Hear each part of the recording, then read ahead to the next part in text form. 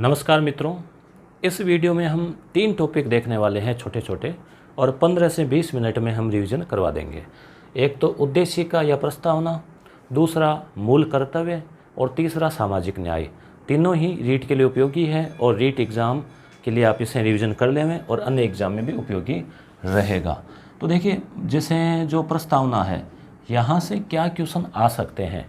हालांकि रीट एग्ज़ाम में तो सिंपल ही क्वेश्चन आने की संभावना है, फिर भी जैसे स्कूल लेक्चरर और अन्य में भी क्वेश्चन किस टाइप के आए हैं, तो ये प्रस्तावना आपको हर किताब पे हर जगह आपको मिल जाती है इजीली।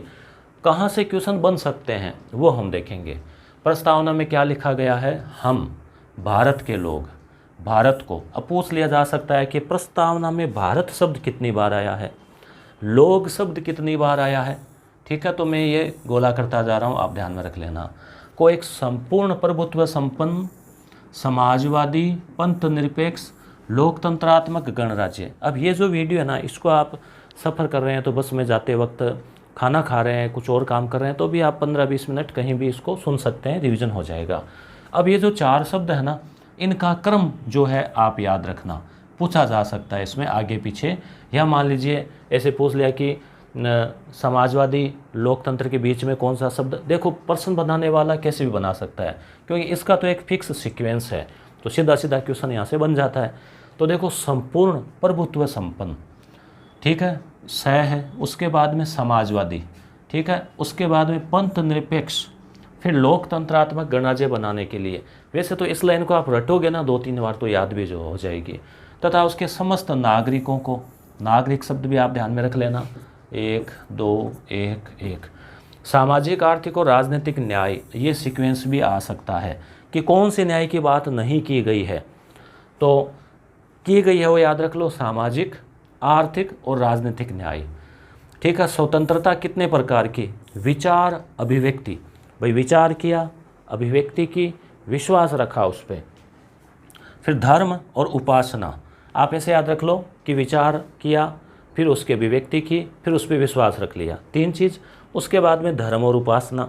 प्रतिष्ठा और अवसर की समता, किस समता की बात की गई है, प्रतिष्ठा और अवसर की।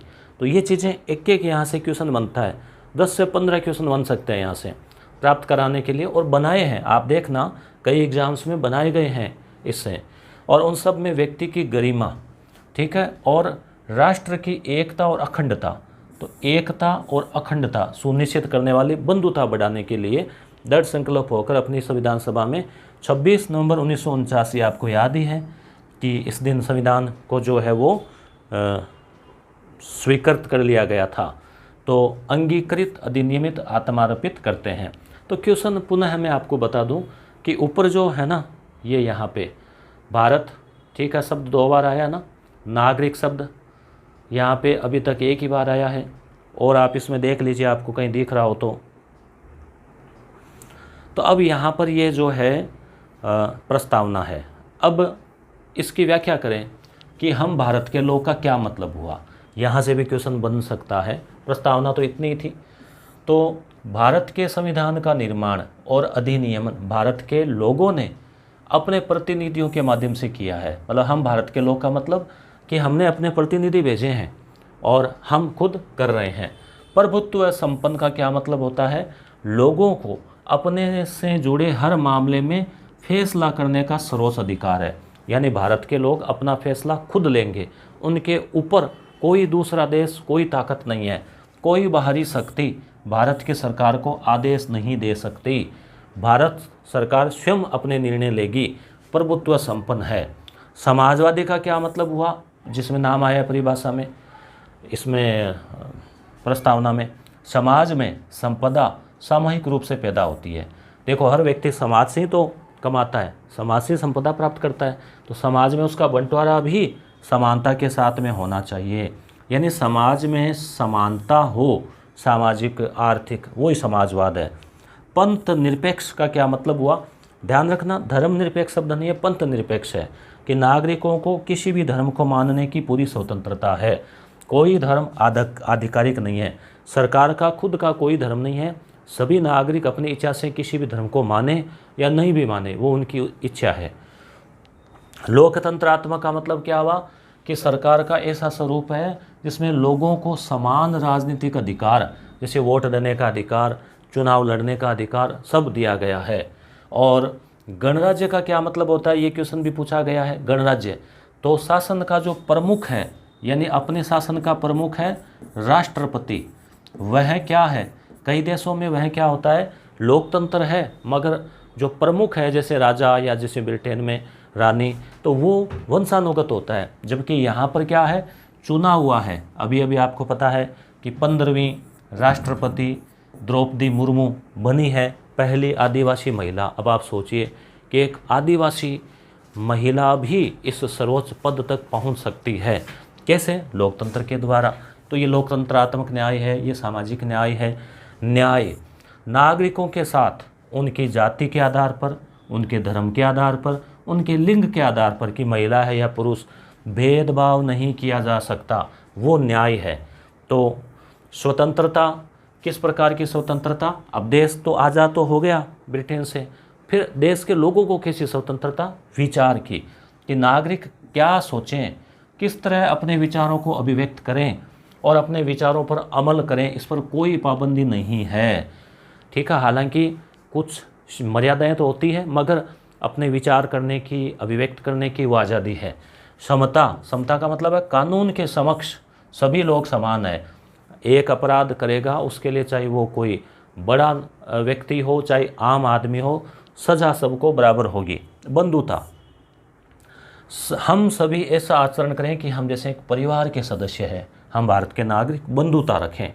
संपूर्ण प्रभुत्व संपन्न समाजवादी पंथ निरपेक्ष लोकतंत्रात्मक गणराज्य, इसमें देखिए 42वां संशोधन हुआ था, आपको पता ही है 1976 में, जिसमें धारा 2 द्वारा 1977 से प्रभुत्व संपन्न के स्थान पर प्रतिस्थापित, यानी कि समाजवादी और पंथ निरपेक्ष, ये 2 शब्द नए जोड़े गए थे। और एक शब्द और जोड़ा गया था, अखंडता, 42वें संशोधन में। तो आप याद रखें कि हम लोगों का जो सपना था अखंडता का, वो अखंड है। तो ये ट्रिक है, सपना अखंड, ये शब्द जो है ना, ऐसे याद नहीं रहते, कंफ्यूज हो जाते हैं। तो स से समाजवादी, प से पंथ निरपेक्ष, ठीक है, सपना अखंड। तो समाजवादी, पंथ निरपेक्ष और अखंडता, ये 3 शब्द जो है बाद में जोड़े गए थे। संविधान बना तब नहीं थे। 1976 में जो संशोधन हुआ उसमें 1977 में जोड़े गए 42वें संशोधन में, समाजवादी, पंथ निरपेक्ष और अखंडता। ठीक है, तो ये हमने देखा कि संविधान की जो उद्देशिका है वो। अब हम देखने वाले हैं मौलिक कर्तव्य, उसके बाद में हम देखेंगे सामाजिक न्याय क्या है। अब देखिए मौलिक जो कर्तव्य है, कर्तव्य भाग 4 में भी है, टॉपिक भी चौथा है ये, और भाग 4 में ही है कर्तव्य। मूल अधिकार, मौलिक अधिकार 3 में और मूल कर्तव्य भाग 4 में है। तो ये 1976 में ही जोड़े गए थे, 42वें संशोधन में। प्रस्तावना में 3 शब्द जोड़े गए, सपना अखंड, याद है ना, समाजवादी, पंथ निरपेक्ष अखंड था। साथ ही साथ कर्तव्य भी जोड़े गए, पहले नहीं थे, मूल संविधान में ये नहीं थे, अधिकार दिए। तो ये लगा कि अधिकार तो है, परंतु एक व्यक्ति का अधिकार दूसरे का कर्तव्य भी बन जाता है, कि मैं कर्तव्य का पालन करूंगा, आपकी बात सुनूंगा, तभी तो आप विचार व्यक्त कर पाएंगे। तो इसलिए इसमें कर्तव्य भी दिए गए नागरिकों के। भाग 4 क में, अनुच्छेद 51 क में 10 मूल कर्तव्य जोड़े गए थे। ठीक है, अब देखिए 3 तो बेसिक क्वेश्चन यहाँ से बन जाते हैं कि कब जोड़े गए, क्षेत्र में, किस संशोधन में, किस अनुच्छेद में, किस समिति की सिफारिश पर है। तो सरदार स्वर्ण सिंह समिति। ठीक है, उसके बाद में 11वें कर्तव्य का प्रश्न पूछ लिया जाता है, कब जोड़ा गया, क्या था। फिर यहाँ से बात नहीं बने तो फिर अगला एग्जामिनर कई बार कर्तव्य से पूछ लेता है कि तीसरा कर्तव्य क्या है, 5वां कर्तव्य क्या है, या निम्न में से कौन सा एक कर्तव्य नहीं है। 3 दे दिए, चौथा। वहाँ पर भी थोड़ा सा दिमाग लगाते हैं, तो वो नहीं है तो उसमें कोई ना कोई नेगेटिव बात रहेगी, तो आप समझ जाएंगे कि ऐसा कोई कर्तव्य हमारा थोड़ी हो सकता है। फिर कई बार मान लो 3 नहीं दे दिए, 1 दे दिया कर्तव्य है, तो वहाँ थोड़ा पढ़ा हुआ है ना, ध्यान दिया हुआ है। हम क्या करते हैं, इन पे ध्यान ही नहीं देते। ध्यान देना ज़रूरी है, थोड़ा सा समझना ज़रूरी है। तो 10 जोड़े गए मूल में। फिर 86वें संशोधन में 8, 6 फिर 2002 इसमें 11वां मूल कर्तव्य जोड़ा गया, जो ये था कि माता पिता का कर्तव्य कि अपने बच्चों को पढ़ाएं। ठीक है, तो 10 कर्तव्य और फिर ये 11वां। अब हम 11 के 11 कर्तव्य देख लेते हैं। पहला कर्तव्य, देखो हम संविधान पढ़ रहे हैं, संविधान में कर्तव्य दिए हुए हैं, तो पहला कर्तव्य संविधान का ही होगा। ऐसे आप याद रख लो कि संविधान का पालन करें, उसमें जो आदर्श है, जो संस्थाएं हैं, राष्ट्रध्वज है, राष्ट्रगान है, उसका आदर करें।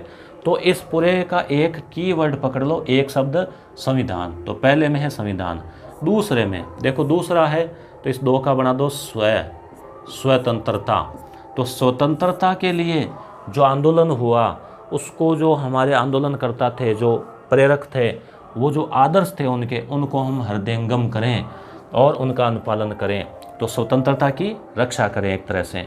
तीसरे में देखो, एकता शब्द को आप पकड़ लो। 3 अक्षरों का नाम है एकता। तो भारत की संप्रभुता, एकता, अखंडता, उसकी हम रक्षा करें। ये हमारा कर्तव्य है कि हम इस प्रकार की कोई फालतू बात नहीं करें जो देश की अखंडता पर जो नुकसान पहुंचाएं। चौथा है देश की रक्षा करें और बुलाए जाने पर राष्ट्र की सेवा करें, तैयार रहना चाहिए। 5वां, धर्म, भाषा, प्रदेश, वर्ग पर आधारित सभी भेदभाव से भारत के लोगों की समरसता। इस शब्द को आप पकड़ लो, 5 अक्षरों का है। समरसता रहे किसके बीच? सभी धर्मों के बीच, सभी लोगों के बीच। और साथ ही साथ स्त्री और पुरुष की भी बात करें तो स्त्रियों के लिए भी सम्मान के विरुद्ध जो प्रथाएं हैं, जिसमें स्त्रियों का सम्मान को क्षति पहुंचती है, उसका हम त्याग करें। ये भी हमारा कर्तव्य है। तो इसका मतलब 5वें में आप समरसता, और समरसता है तो धर्म, भाषा, लिंग आधार पर सभी आप जोड़ के याद रखें। तो ये 5 आपको इस प्रकार से याद हो जाएंगे। पहले में संविधान की बात है, दूसरे में स्वतंत्रता के आदर्श की बात है, तीसरे में एकता की बात है, चौथे में देश की रक्षा के लिए की बात है, और 5वें में समरसता की बात है और महिलाओं के सम्मान की भी बात है। तो ये क्वेश्चन यहाँ से पूछा जा सकता है 5वें का। अब 6, 7, 8 को आप थोड़ा सा ऐसे सरसरी नज़र से देख लो। 11वां आपको याद है ही। तो देखो, इसमें संस्कृति की बात है, इसमें प्राणी मात्र के प्रति दया भाव रखा जाए, ये भी इम्पोर्टेंट है आज जलवायु परिवर्तन की दृष्टि से, कि प्राकृतिक वातावरण है, झील है, नदियां हैं, वन है, वन्य जीव है, उनकी हम रक्षा करें, संवर्धन करें। तो 7वां भी इम्पोर्टेंट तो सारे ही है, पर कहाँ से क्वेश्चन एग्जामिनर पूछ सकता है। तो जो मुद्दे चलते हैं, जैसे मान लो महिलाओं से संबंधित है या फिर जलवायु संबंधित है, तो पूछा जा सकता है। 8वां मानववाद और वैज्ञानिक दृष्टिकोण। हमारा कर्तव्य है कि हम साइंटिफिक नज़रिए से देखें, अंधविश्वासी नज़रिए से नहीं देखें चीज़ों को, और ज्ञानार्जन करें, सुधार की भावना रखें।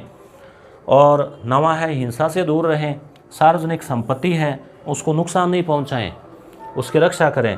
सामूहिक और 10वां, सामूहिक और व्यक्तिगत गतिविधियों के सभी क्षेत्रों में उत्कर्ष की ओर बढ़ने का। भाई सामूहिक गतिविधि हो जिसमें हम सब मिलकर आगे बढ़ें, व्यक्तिगत हो, खुद का विकास हो, वो भी हम करें, क्योंकि खुद का विकास होगा तभी तो देश का विकास होगा। तो सभी क्षेत्रों में उत्कर्ष की ओर बढ़ें और राष्ट्र निरंतर बढ़ते हुए प्रयत्न करें, नई ऊंचाइयों को छुएं, क्योंकि जब व्यक्ति ऊंचाइयों को छुएगा तभी तो राष्ट्र छुएगा।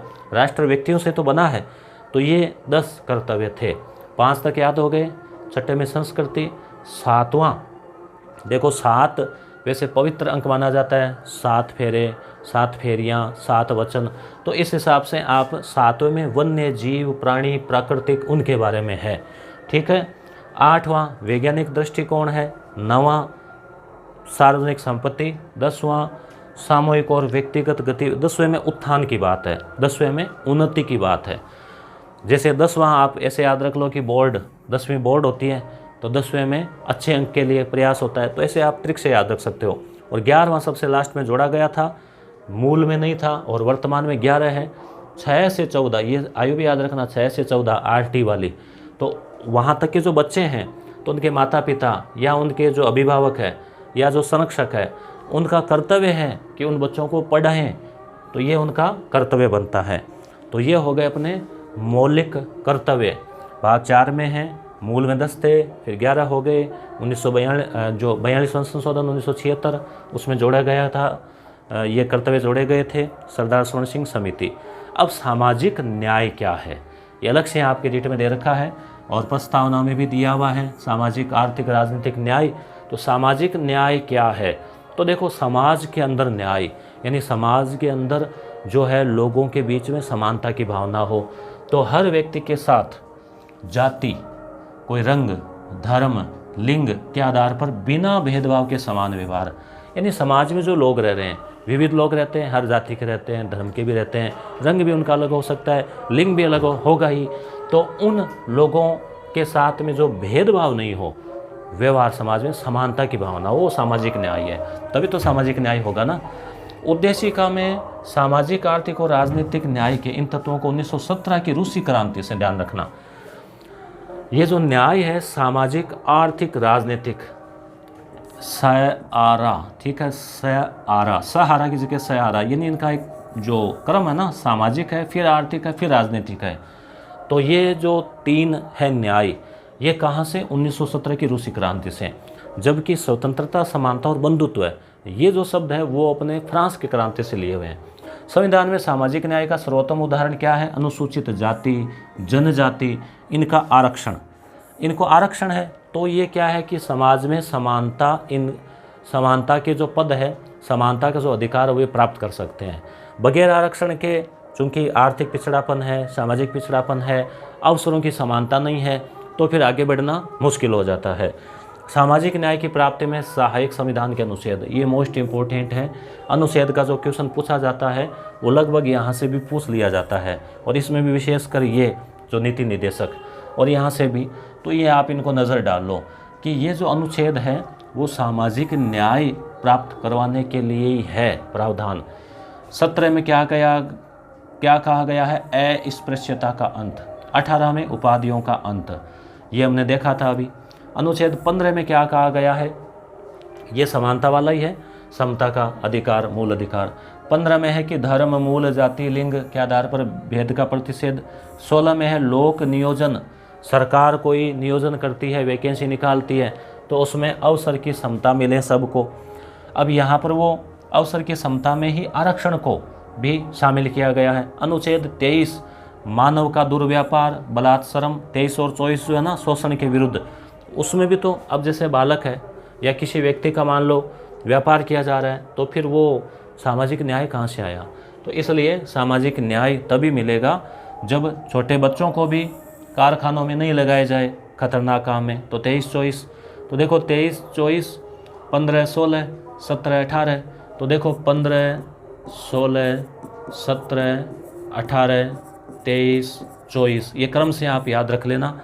फिर 46 और 47, 46 में अनुसूचित जातियाँ, जनजातियाँ, अन्य दुर्बल वर्ग, जिसमें फिर दुर्बल की पहचान की जाती है, उनको नाम दिया जाता है, OBC हो, SBC हो, EWS हो, तो उनको शिक्षा और अर्थ संबंधी हितों की अभिवृद्धि, ये नीति निर्देशक में बात कही गई थी।